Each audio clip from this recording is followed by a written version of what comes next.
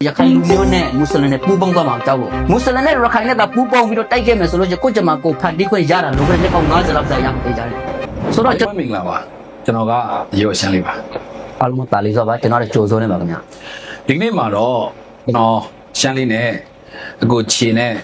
တင်ပြသွားမယ့်ခေါင်းစဉ်ကရိုဟင်ဂျာဘာတူလဲဘင်္ဂါလီဘာတူလဲဆိုတဲ့ခေါင်းစဉ်နဲ့တင်ပြပေးသွားမှာဖြစ်တယ်။ဘာဖြစ်လို့လဲဆိုတော့လက်ရှိကျွန်တော်တို့နိုင်ငံတွင်းမှာဒါရိုဟင်ဂျာတွေနဲ့ပတ်သက်ပြီးတော့လည်းအားလုံးကစိတ်ဝင်စားနေတာတွေရှိတယ်။ပြီးတော့ကျွန်တော်တို့ဒါဒီနောက်ပိုင်းလူငယ်တွေဒီရိုဟင်ဂျာကိစ္စတွေပြီးတော့ရိုဟင်ဂျာနဲ့ဘင်္ဂါလီမတဲကွဲတဲ့ကိစ္စတွေဆိုတော့ဒါတွေကိုကျွန်တော်တို့သမိုင်းနဲ့ဒါသက်သေတွေနဲ့တကွာတင်ပြပေးသွားမှာဖြစ်တယ်။ဒီဖြစ်စဉ်တွေနဲ့ပတ်သက်ပြီးတော့လည်းကျွန်တော်တို့နိုင်ငံကိုဒါအုပ်ချုပ်ခဲ့တဲ့နော်အာနာရှင်အုပ်စုလုပ်ခဲ့တဲ့ဖြစ်စဉ်တွေကသိရမှာဖြစ်ပါတယ်ဗျဟုတ်ပါတယ်ခင်ဗျာဒီတော့ဒီကျွန်တော်တို့ရိုဟင်ဂျာဘယ်သူလဲဘင်္ဂါလီဘယ်သူလဲဆိုတော့ဒီစကားလုံးကိုကျွန်တော်မသုံးတော့ခင်ပါပေါ့နော်ဒီလက်ရှိနေပြီးတော့သူတို့တွေကဘာသာကိုကိုရလက်ရှိနေအစ္စလမ်ဘာသာကိုကိုရတယ်အဲ့ကဒီလူတွေကဘာဖြစ်လဲဆိုတော့ဒီအစ္စလမ်နဲ့မွတ်စလင်နဲ့ကိုကိုပြပြမသိကြဘူးပေါ့နော်အမှန်မှဒီမွတ်စလင်ဆိုတာအစ္စလမ်ဘာသာကိုကိုးကွယ်တဲ့လူတိုင်းကိုမွတ်စလင်လို့ခေါ်တယ်ပြီးတော့ဒီကနေ့ကဘာပေါ်မှာလက်ရှိနေပြီးတော့ဒီမွတ်စလင်နိုင်ငံပေါင်း59နိုင်ငံရှိတယ်ဒီ59နိုင်ငံမှာဒီကဘာကြီးတစ်ခုလုံးမှာရှိနေကြတဲ့ဒီလက်ရှိအစ္စလမ်ဘာသာကိုကိုးကွယ်တဲ့လူတိုင်းကိုမွတ်စလင်လို့ခေါ်တယ်အဲ့တော့ဒီမွတ်စလင်ဆိုတာဒီသူတို့ဒီလက်ရှိအစ္စလမ်ကိုကိုးကွယ်တဲ့လူကိုမွတ်စလင်လို့ခေါ်တာဖြစ်တဲ့ကြောင့်မလို့ကျွန်တော်ဒီပေါ်နာဒီသူတို့အခုလက်ရှိမြန်မာပြည်မှာနေထိုင်တဲ့မွတ်စလင်တွေကိုကျွန်တော်ဘယ်လိုမျိုးပုံစံမျိုးနဲ့ခေါ်มาလဲပေါ့နော်ဒါတွေကနေလုံးဝအဓိကကျတယ်နောက်တစ်ခုဒီကျွန်တော်တို့သူတို့မှလည်းသူတို့ဒီတခြားနိုင်ငံတွေမှာလည်းရှိတော့တခြားနိုင်ငံတွေမှာလည်းရှိကြပါတယ်ဘာသူတို့နိုင်ငံမှာသူတို့လူမျိုးနဲ့သူတို့ပေါ့နော်အဲ့ဒါသူတို့အခိုးတစ်ခုတော့ရှိကြပြီးသားဖြစ်တယ်အဲ့တော့ကျွန်တော်မြန်မာနိုင်ငံရဲ့ဥပဒေတိုင်းမြန်မာနိုင်ငံရဲ့ပုံစံတိုင်းပဲကျွန်တော်တို့သွားမယ်ဆိုလို့ရှိရင်တော့ကျွန်တော်လက်ရှိနေပြီးတော့လူမှာနှမ်းမျိုးစီရှိတယ်နှမ်းမျိုးရှိတယ်အဲ့တော့ကျွန်တော်တို့ကဘာဥပမာဆိုကြပါစို့ဗမာလူမျိုးမြန်မာနိုင်ငံသားမိမိရဲ့မွေးဖွားရာဒေတာမိမိရဲ့မွေးဖွားရာနာမည်တစ်ခုနဲ့မိမိနေထိုင်တဲ့ဒေတာကပေးတဲ့နာမည်တစ်ခုဆိုပြီးနှစ်မျိုးရှိတာပေါ့နော်အဲ့တော့မြန်မာနိုင်ငံသားဗမာလူမျိုးမြန်မာနိုင်ငံသားရှမ်းလူမျိုးမြန်မာနိုင်ငံသားရခိုင်လူမျိုးဆိုတော့နာမည်နှစ်မျိုးရှိတယ်တော့ဒီကျွန်တော်ဒီကနေ့ရခိုင်ပြည်နယ်တွင်းမှာမှီတဲနေထိုင်နေကြတဲ့မွတ်စလင်တွေကိုကျွန်တော်ကဘယ်လိုလူမျိုးပြတ်တတ်မှတ်မှာလဲဒါဆိုလို့ဒီနေရာမှာကျွန်တော်စကားပြောဖို့အရန်လိုအပ်လိုက်ပေါ့နော်အဲ့တော့လက်ရှိနေဘင်္ဂါလီလို့သတ်မှတ်လိုက်မယ်ဆိုလို့ရှိရင်ဘင်္ဂါလီဆိုတာဒီဘင်္ဂလားဒေ့ရှ်နိုင်ငံသားဖြစ်တယ်အဲ့တော့ဒီဘင်္ဂါလီဒီဘင်္ဂလားဒေ့ရှ်နိုင်ငံသားဖြစ်တဲ့အတွက်ကြောင့်မို့လို့ကျွန်တော်တို့ကနေပြီးတော့ဒီဘင်္ဂါလီလို့ပဲသုံးနှုန်းနေခဲ့မယ်ဆိုလို့ရှိရင်ကျွန်တော်တို့ရဲ့မြန်မာနိုင်ငံထက်မှရှိနေတဲ့ဒီရခိုင်ပြည်နယ်ကနေပြီးတော့တာယာငင်းချမ်းနဲ့ပွားရမှာမဟုတ်ဘူးပေါ့နော်ဟုတ်ကဲ့ပါဟုတ်ပြီဒါဆိုရင်တော့ကျွန်တော်တို့ကဒီရိုဟင်ဂျာဆိုတဲ့ဒါတခုပြီးတော့ဘင်္ဂါလီဆိုတဲ့တစ်ခုပေါ့နော်ဒါကိုကျွန်တော်တို့ခေါက်ခေါက်ပြပြလေးအရင်ဆုံးကျွန်တော်တို့တင်ပြပေးဖို့လိုနေပြီဟုတ်ပါဘူးဆိုတော့ရိုဟင်ဂျာမှာအသုံးနှုန်းလေးတွေကစမတူဘင်္ဂါလီနဲ့ပေါ့နော်စကားတွေလည်းမတူဘူးခုနကတော့ကျွန်တော်နဲ့စကားပြောပြတဲ့အချိန်မှာဒီရိုဟင်ဂျာတွေက1 2 3လေးဘယ်လိုပြောလဲ Rohit ek dui ten sai pau so hat isto no dos 1 2 3 5 6 9 10 10ပေါ့နော်အဲ့ဒါလက်ရှိအရှိခံဘာသာစကားဆိုတော့ဒီလက်ရှိအရှိခံဘာသာစကားမှာတခါဥမာထမင်းစားပြီလားထမင်းစားပြီလားဆိုလို့ရှိရင်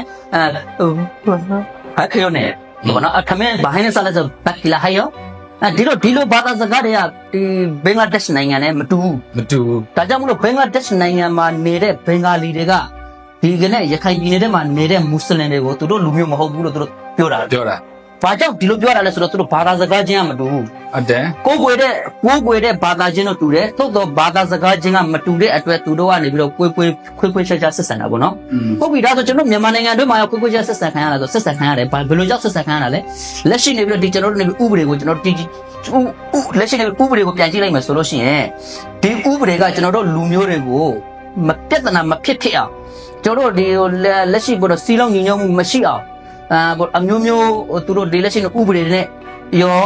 အမျိုးမျိုးရောဘယ်တော့သွေးထိုးလှုပ်ဆိုပေးခဲ့တာတွေအများကြီးရှိတယ်ဥပဒေရလည်းခွဲခြားထားတာတွေဒါကကျွန်တော်တို့ဒီသူတို့ပေါ့နော်ဒါအာနာရှင်အုပ်စုတွေကဒါကျွန်တော်တို့တိုင်းရင်းသားတွေပေါ်မှာဒီလိုပုံစံမျိုးပဲသူတို့ကတင်းခွဲပြီးတော့ကျွန်တော်တို့ခွဲခြားပြီးတော့ဆက်ဆံစေတယ်ပြီးတော့ကျွန်တော်တို့ချင်းတဲမှာလည်းပဲအဲ့လိုပုံစံမျိုးတွေကိုသူတို့ကစနစ်တကျအလုတ်ဆောင်ထားကြတာဖြစ်တယ်ဗျာရခိုင်မှာဆိုရင်လည်းပဲကျွန်တော်တို့ရိုဟင်ဂျာကိစ္စတွေနဲ့အမြဲတမ်းပြဿနာဖြစ်စေခဲ့တယ်ဟုတ်ပါဘူးဟုတ်လားကျွန်တော်တို့ဒါကရင်မှာဆိုရင်လည်းပဲဒါကရင်ဗုဒ္ဓဘာသာနဲ့ကရင်ခရစ်ယာန်ဆိုပြီးတော့သူတို့တွေကခွဲခြားခဲ့တယ်ထုံးလေး၎င်းနဲ့ခြားသောတိုင်းသားတွေမှာလည်းရှိပါတယ် ဒါကိုကျွန်တော်တို့အခြေခံအားဖြင့်တွေ့ရမှာဖြစ်တယ်ဗျဟုတ်ပြီဒါဆိုရင်ဒါသူတို့တွေကျွန်တော်တို့တွေကိုပဲအချိန်ကနေစပြီးတော့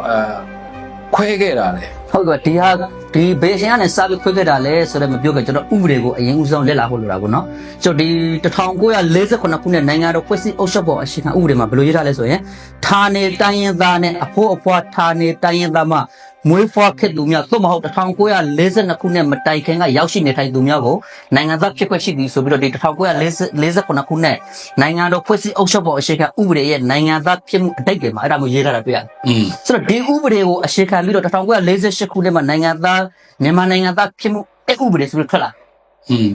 ဒီဥပဒေကိုအခြေခံပြီးတော့ဒီ1950ခုနှစ်မှာနိုင်ငံသားမှတ်ပုံတင်ရဲ့ new ဥပဒေဆိုပြီးထွက်လာတယ်ဒီ new ဥပဒေနဲ့ဒီအဲ့ဥပဒေနဲ့အရာမွတ်စလင်တွေကိုနိုင်ငံသားဖြစ်ခွင့်ပေးခဲ့တယ်အဲ့ဒီချိန်တော့ပေါ့နော်အဲ့ဒီချိန်တော့နိုင်ငံသားဖြစ်ခွင့်ပေးခဲ့တယ်နောက်ပြီးလို့ရှိရင်ဒီသူတို့ဘယ်လောက်ထိပေးခဲ့လဲဆိုလို့ရှိရင်ဒီပေါ့နော်ဒီမြန်မာရုပ်ရည်တန်ကြအတမ်းနဲ့အစီအစဉ်ဌာနမှာတပတ်ကိုတရက်ကို10မိနစ်ကြာတယ်ရိုဟင်ဂျာတိုင်းရင်းသားဘာသာအစီအစဉ်ဆိုပြီးတော့မြန်မာနိုင်ငံတော်အစိုးရရဲ့ဒီအစိုးရပိုင်းပေါ့နော်တည်TV အတမ်းနဲ့ဌာနကနေပြီးတော့တရားဝင်အတမ်းလက်ဖက်ပေးခဲ့တာကိုကျွန်တော်တို့တွေ့ရတယ်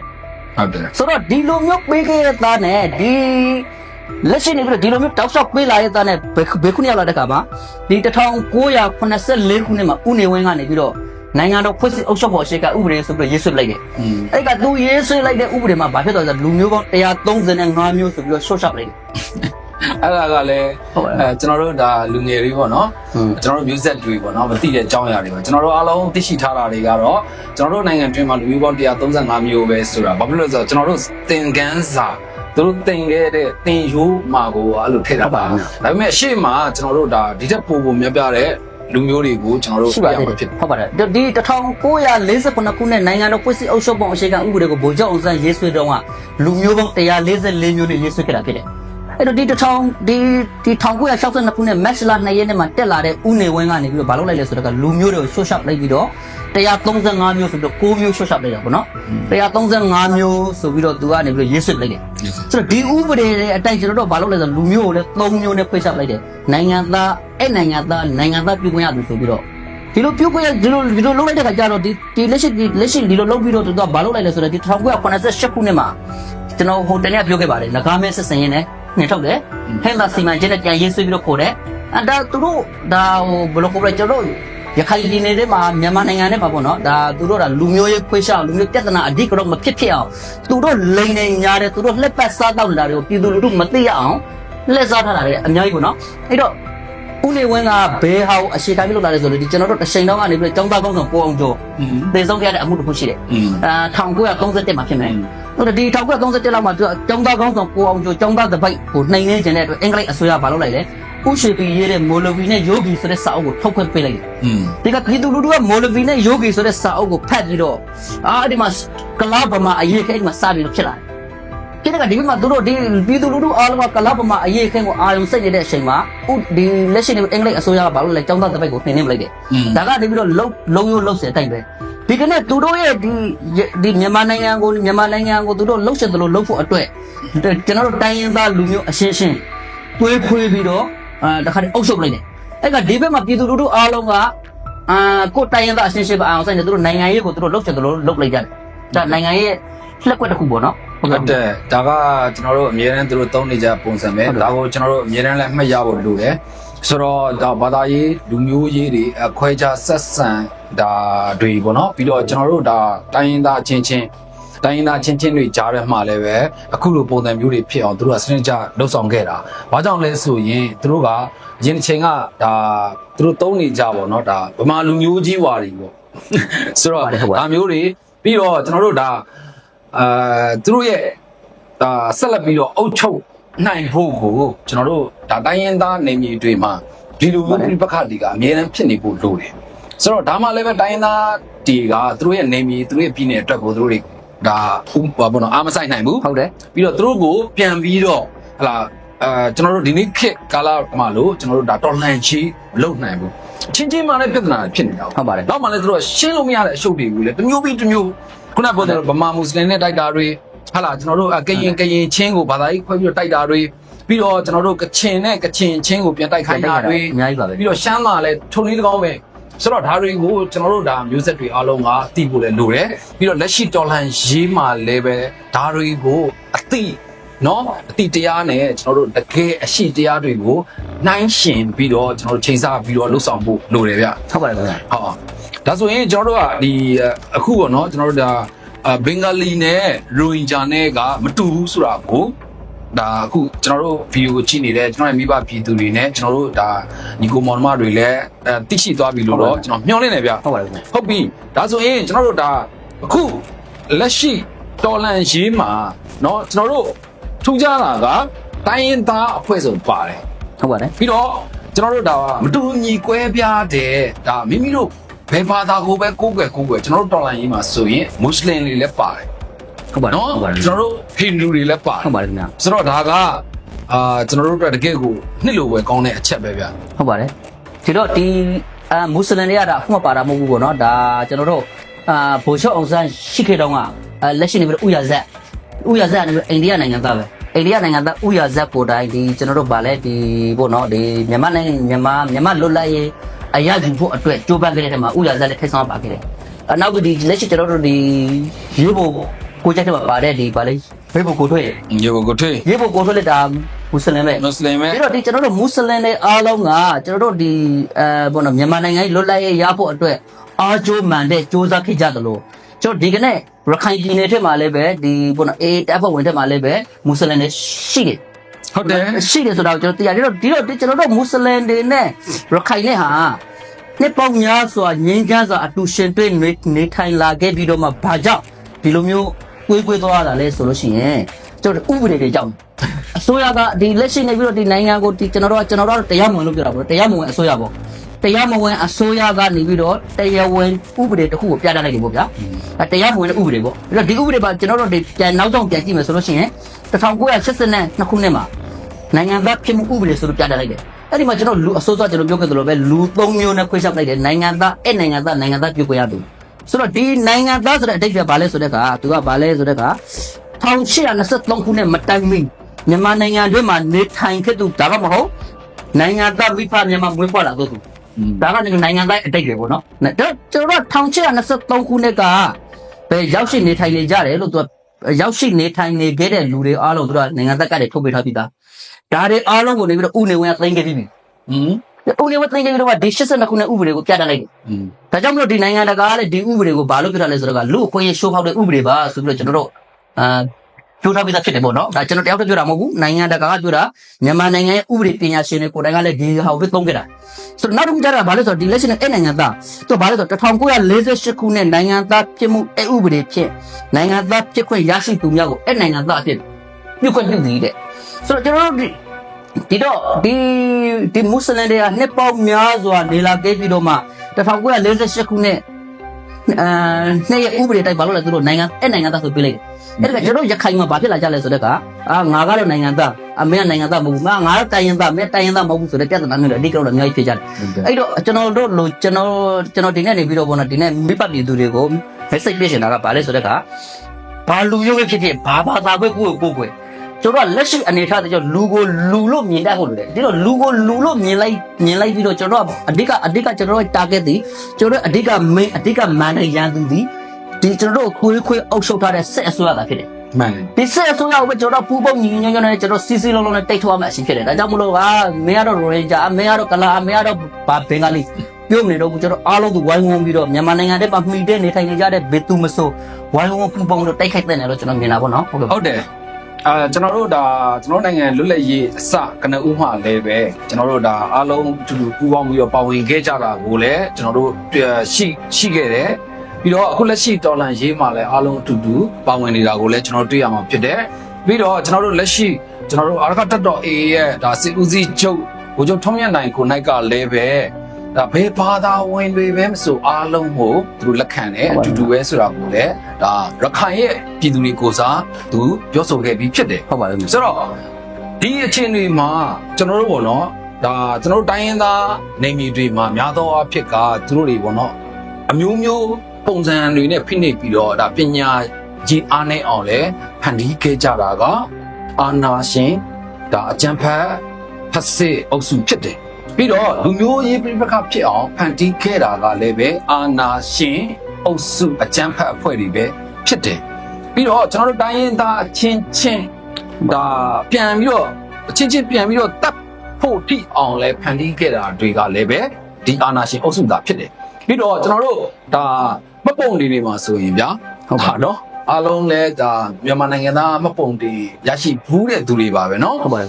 အပေါ်မှာအဖနာမည် ဟုတ်တယ် ဟုတ်လားအောက်မှာမွေးတက်ကလေး ဟုတ်ပါတယ် ပြီးတော့အောက်မှာရေးထားသေးတယ်ဒါဘာသာကိုယ်ွယ်သည့်ဘာသာ ဟုတ်တယ် ဗမာဗုဒ္ဓ ဟုတ်တယ် ပြီးတော့ဗမာမွတ်စလင် ရှိပါတယ် ဗမာဟိန္ဒူဟုတ်လား ဟုတ်ပါတယ်ရှိပါတယ် ကိုကြီးဒါဟာဘာကိုပြနေတာလဲဆိုရင်လက်ရှိအုပ်ချုပ်ထင်နေတဲ့အုပ်ချုပ်သူဒါအတန်းစားဟာသူတို့ကိုယ်၌လူမျိုးကြီးခွဲခြားထားတယ်ဆိုတာကိုကျွန်တော်တို့မှတ်ပုံတင်ကိုကြည့်တာနဲ့သိနိုင်ပါတယ် ဟုတ်ပါတယ်ခင်ဗျာ ဒီချိန်မှာကျွန်တော်တို့ခွဲခြားဖို့လိုလား မလိုသေးဘူး မလိုတော့ဘူး ဟုတ်ကဲ့ ကျွန်တော်တို့နိုင်ငံအတွင်းမှာလည်းဒါပါ case ဆက်ကျွန်တော်တို့သမိုင်းဒါကာလတွေမှာလည်းပဲတယောက်ကဤဥပဒေတွေအဥပဒေတွေထုတ်တယ်ပြီးတော့နောက်တစ်ယောက်ကတဖန်ထပ်ပြီးတော့သူတို့လိုချင်တဲ့ပုံစံလေးထပ်ပြောင်းတယ်ဒီလိုပဲပြောင်းလဲရင်းနဲ့ပြည်သူစံနာမပါဘဲနဲ့လှုပ်ဆောင်ခဲ့တဲ့အလုပ်တွေကြားထဲမှာသူတို့တွေထုတ်ခဲ့တဲ့ဥပဒေကြားထဲမှာကျွန်တော်တိုင်းရင်းသားတွေဒါတွေးချောင်းစီးခဲ့ရတယ်ကျွန်တော်တိုင်းရင်းသားတွေအချင်းချင်းတွေးခွဲခဲ့ရတယ် ဟုတ်ပါတယ် ဟုတ်ပြီဒါဆိုရင်တော့ဒီကနေ့ရဲ့အဓိကခေါင်းစဉ်တင်ပြခဲ့တဲ့ရိုဟင်ဂျာ ဘယ်သူလဲ ဘယ်သူလဲ ဟုတ်ကဲ့ ဘင်္ဂါလီဘယ်သူလဲဆိုတော့ကျွန်တော်တို့ဒါအဓိကဏိကုံးကိုကျွန်တော်တို့မိဘပြည်သူတွေကိုဘယ်လိုမျိုးတင်ပြခြင်း ဟုတ်ပါတယ်ခင်ဗျာဒီတော့ကျွန်တော်ဒီရိုဟင်ဂျာဘယ်သူလဲဆိုတာဒီရိုဟင်ဂျာကျွန်တော်တိုင်းရင်သူတို့ဘောနော်လက်ရှိနေပြီးတော့ဘင်္ဂါလီဘယ်သူလဲရိုဟင်ဂျာဘယ်သူလဲဆိုတဲ့ဟာထဲမှာကျွန်တော်တို့ကလူမျိုးတစ်မျိုးလို့သတ်မှတ်တော့မယ်ဆိုလို့ရှိရင်နံပါတ်1ဘာလဲဆိုရင်ယဉ်ကျေးမှု ညီချင်းမှု နံပါတ်2ဘာသာစကားနံပါတ်3ရှေးကြသောနေထိုင်မှု โอเค ဒီတော့ဒီအရှက်လက်တွေဒါဒီဟာအများကြီးပေါ့နော်ဒီအများကြီးတော့မှအဓိကကြတဲ့ဒီအရှက်3ချက်ကိုပဲကျွန်တော်အရင်ပြောပြမယ်သူတို့ကိုကျွန်တော်နိုင်ငံသားဖြစ်ခွင့်ပေးတာမပေးတာကဒါကကျွန်တော်တို့အလုပ်မဟုတ်ဘူးကျွန်တော်ပြည်သူပြည်သားအလုပ်မဟုတ်ဘူးအစိုးရအလုပ်ပြီးတော့ဒီတို့နောက်ထပ်တက်လာမယ့်အစိုးရဖြစ်စေဒါမှမဟုတ်ရခိုင်ပြည်နယ်ရခိုင်အစိုးရဖြစ်စေလုပ်ပြရမယ့်တာဝန်ပဲအဲ့တော့ကျွန်တော်လူသားချင်းချင်းသိထားရပါကရှစ်တီရင်းနေမှုပဲ မှန်တယ် ပြီးတော့ဟုတ်ပြီဒါဆိုကျွန်တော်ယဉ်ကျေးမှုကြည့်ကြအောင်ယဉ်ကျေးမှုက culture credit culture ဆိုတဲ့ဟာဒီရိုဟင်ဂျာမှာလည်းသူ့ယဉ်ကျေးမှုနဲ့သူရှိတယ်โอเคဒါဆိုရိုဟင်ဒီလက်ရှိနေပြီးတော့ဒီရခိုင်ပြည်ထဲမှာမိတဲ့နေတိုင်းကျတဲ့မွတ်စလင်တွေမှာဘာသာစကားမရှိတော့ရှိတယ်အခုနကကျွန်တော်ပြောသလိုပဲသူတို့ရဲ့ဘာသာစကားကိုဘင်္ဂလားဒေ့ရှ်နိုင်ငံကနားမလည်ဘူးဘင်္ဂလားဒေ့ရှ်နိုင်ငံကလည်းသူတို့ပြောတဲ့စကားကိုနားမလည်ဘူးဆိုလိုတာကသူတို့ဒီမိမိတို့ရဲ့ဘာသာတရားအတိုင်းပဲမိမိတို့ရဲ့ဘာသာစကားနဲ့အတိုင်းရက်တည်နေတာပေါ့နော်အဲ့တော့ဟုတ်ပြီ data ဆိုဒီစကားတွေကိုဒီလိုမတူကွေးပြတာကိုဒီအစိုးရမသိလို့သိတယ်သိတာနဲ့ဘာကြောင့်ခွေးချတာလဲဆိုကျွန်တော်ရခိုင်လူမျိုးနဲ့မွတ်စလင်နဲ့ပူးပေါင်းသွားမှာကြောက်လို့ပူးပေါင်းသွားပြီဆိုလို့ရှိရင်လောကရဲ့နှစ်ပေါင်းကျွန်တော်ပြောမှာနော်ဒါကျွန်တော်ပုံမလေးပြောတာလောကရဲ့နှစ်ပေါင်း90လောက်ပါပြီရခိုင်ပြည်နယ်ပြန်ကိုကျမကိုဖန်တီးခွင့်ရနေတယ် โอเค မွတ်စလင်နဲ့ရခိုင်နဲ့ပူးပေါင်းပြီးတော့တိုက်ခဲ့မယ်ဆိုလို့ရှိရင်ကိုကျမကိုဖန်တီးခွင့်ရတာလောကရဲ့နှစ်ပေါင်း90လောက်ကြာရပြီကြတယ်ဆိုတော့ကျွန်တော်ဒီနေ့ message ပေးချင်တာကဘာလဲဆိုတော့ကျွန်တော်ဘာသာစကားကိုဘုနော်ငါနဲ့မတူငါရန်သူဆိုတဲ့အသိစိတ်ဓာတ်မျိုးမဟုတ်ဘဲနဲ့ဘုနော်ဘယ်လူမျိုးဘယ်ဘာသာကိုဖြစ်ဖြစ်ကျွန်တော်တို့အားလုံးတွေရခိုင်ပြည်တွင်းမှာမိတဲ့နေထိုင်နေကြတဲ့လူတွေဖြစ်တဲ့ကြောင့်မလို့ရခိုင်လူမျိုးအဖြစ်သတ်မှတ်ဖို့ကျွန်တော်လိုအပ်တယ်ရခိုင်မျိုးနွယ်စုထဲမှာပါတာဖြစ်ကြရခိုင်ပြည်နယ်ဘွားအဖြစ်သတ်မှတ်ပြီးတော့ကျွန်တော်အားလုံးစီလုံးလုံးညီညွတ်ညွတ်နဲ့ပူးပေါင်းပြီးတော့ရခိုင်ပြည်နယ်လွတ်မြောက်ရေးအတွက်တိုက်ပွဲဝင်တဲ့ဟဲလို့ဒါကျွန်တော်မြင်တာပေါ့နော် ဟုတ်ပါတယ် ဟုတ်ပါခင်ဗျာ ဒါကျွန်တော်တို့ဒီဖြစ်စဉ်တွေအကုန်လုံးရဲ့အဓိကသမိုင်းတရခံဘာတူလဲဆိုတာသိဖို့ကတော့အရေးကြီးပါတယ်ဒီလိုမျိုးကျွန်တော်တို့တိုင်းရင်းသားတွေဟလာကျွန်တော်တို့ဒါဘာသာရေးကိုယ်ွယ်မှုတီးတီးတွေကိုဒီလိုပြပခဖြစ်အောင်ပြီးတော့ကျွန်တော်တို့အချင်းချင်းစီလုံးညီညွတ်မှုမရှိအောင်ကျွန်တော်တို့အချင်းချင်းသွေးချောင်းစီးအောင်လှုပ်ဆောင်ခဲ့တဲ့အဓိကဒါကြွေချက်ရှိနဲ့လုတ်ကင်ခဲ့တဲ့သူတွေကခေတ်ဆက်အာနာရှင်အကြံဖတ်အုပ်စုတွေသာဖြစ်တယ်ဆိုတော့ကျွန်တော်တို့ဟာလူသားချင်းစာနာထောက်ထားဖို့အရေးကြီးပါတယ် ဟုတ်ပါတယ် ပြီးတော့ချစ်ချင်းတရားတွေကိုကျွန်တော်ပြသဖို့အရေးကြီးတယ်ကျွန်တော်တို့လူခွင့်ရေးတွေရရှိဖို့အတွက်တိုက်ပွဲဖော်နေတဲ့ဒီကနေ့ຫນွေဦးနဲ့အတူပေါပွားလာတဲ့ကျွန်တော်တို့ရဲ့တော်လန်သောတပ်ဖွဲ့ဝင်တွေရောဒါတော်လန်နေတဲ့ကျွန်တော်တို့မိဘပြည်သူတွေအားလုံးဟာကျွန်တော်တို့နိုင်ငံငြိမ်းချမ်းနေတာတွေပျော်ရွှင်နေတာတွေဒါလွတ်လပ်စွာကိုယ်ွယ်ခွင့်တွေပြီးတော့လွတ်လပ်စွာဒါနေထိုင်ခွင့်တွေပေါ့နော်ဒီအတွက်တိုက်ပွဲဝင်နေကြတာ ဟုတ်ပါတယ် ဆိုတော့ဒီကနေ့မှာကျွန်တော်တို့ပြောခဲ့တဲ့ဒါရိုဟင်ဂျာဘာတူလဲဘင်္ဂါလီဘလူးသဲဆိုတဲ့အကြောင်းအရာတွေနဲ့ပတ်သက်ပြီးတော့ join ပြီးပါတွေအာရနဲ့တက်မယ်လို့ညှော်လင့်ပါတယ်ကျွန်တော်တို့နောင်လာလောင်သားတွေနဲ့ ကျွန်တော်လက်ရှိနိုင်ငံရဲ့ဒါပြိပခါတွေငိမ့်အေးဖို့ပြီးတော့ပို့ပြီးတော့ဒါစီလုံးညီညွတ်မှုနဲ့ဒါပို့ပြီးတော့တော့ချစ်ချစ်ခင်ခင်ကျွန်တော်တို့အားလုံးပူပေါင်းဆောင်ရွက်နိုင်ဖို့ပဲကျွန်တော်တို့ကမျှော်လင့်ပါတယ် ဟုတ်ပါတယ်ခင်ဗျာ ဒီနေ့အတွက်ကျေးဇူးအထူးတင်ရှိပါတယ် ဟုတ်ကျွန်တော်ကျေးဇူးတင်ပါတယ်ခင်ဗျာ